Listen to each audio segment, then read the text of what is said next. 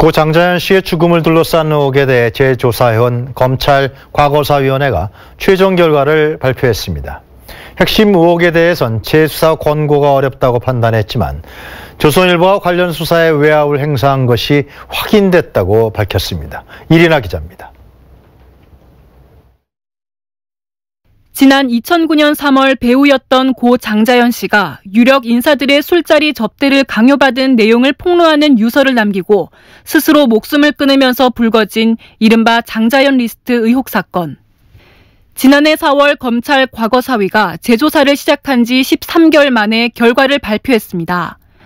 장자연 씨가 직접 피해 사례를 적은 문건의 내용은 대체로 사실에 부합하지만 접대를 요구한 이들의 이름을 적었다는 장자연 리스트 존재 여부는 진상규명이 불가능하다고 결론 내렸습니다.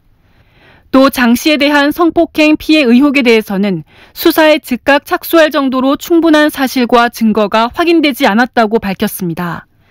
다만 고 장자연 씨의 휴대전화 복원 내역이 사라지는 등 초기 수사가 부실했다고 판단했습니다. 이 밖에도 지난 2009년 수사 당시 조선일보 측이 당시 강일학 경찰청장과 조현오 당시 경기지방경찰청장을 찾아가 수사에 외압을 행사한 정황도 확인된 것으로 드러났습니다. 첫 조사 때 박용훈 코리아나 호텔 사장과 방정호 전 TV조선 대표 등 조선일보 일가에 대해 봐주기 수사가 있었다는 겁니다.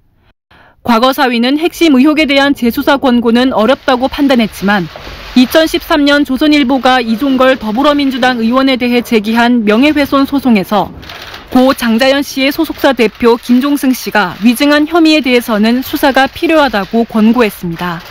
KTV 이리나입니다.